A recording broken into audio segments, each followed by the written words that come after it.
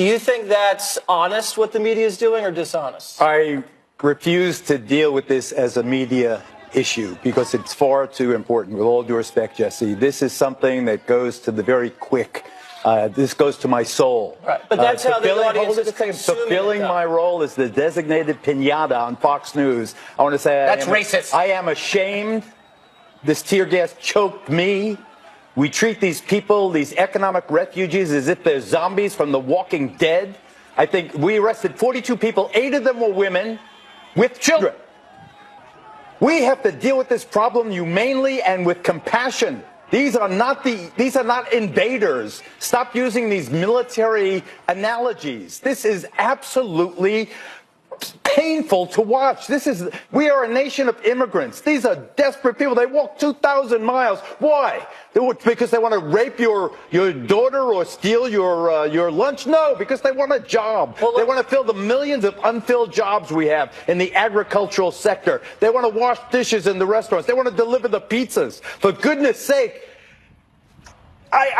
I can't. We suspend our humanity when it comes to this issue, and I fear that it is because they look different than the Geraldo, can I respond? Because I understand what Geraldo is saying, but you cannot demean people for looking at this and seeing this as a violation of a process. I look at this and I see a bunch of good people being manipulated by a political group. Yeah. Imagine if a group of people was manipulated by a political group. Imagine what those sycophants would look like. This is Geraldo Rivera on Fox's The Five, where the Latino host attempted to confront the bigotry of his co-hosts. It didn't go well. Now imagine if a group of activists hypnotized a bunch of people to rob a bank, to go in and rush the bank. It's not the security guard's fault that he has to protect the bank. And that's what they tried to do. The activists tried to create this conflict as a way to inflame society. This has nothing to do with activists, and that's what these Fox News hosts will never accept, because these are the same people who thought that last month's MAGA bomber was a false flag operation by the Democrats. These refugees are not political props planted by Nancy Pelosi and Chuck Schumer and Hillary Clinton.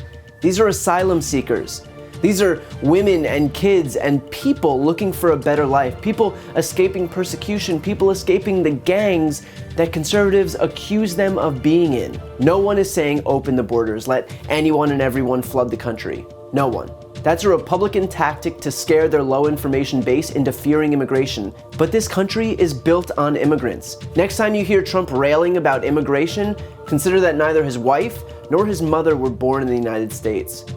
The issue here is that conservatives have spent months and months demonizing these refugees as invaders, as rapists, as gang members, as drug dealers. They've pitted half the nation against them to the point where conservatives are defending tear gassing kids and their moms. And it was done with the whole world watching. Republicans want credit for living in this beacon of freedom and hope without extending that freedom to anyone who doesn't look like them. You don't get to have it both ways. You have the poorest people in the hemisphere living next door to the richest nation on earth. There has to be a process. Their children are hungry. There has to be a process. Of course there has to be a process, but we need a process that recognizes that they are part of our continent. We can pay attention to our neighbors, for goodness sake. How have we destabilized these governments over the decades? Look at the Geraldo, you're going to bigger issues when we're just trying to talk about, a border. This isn't a media story. Geraldo.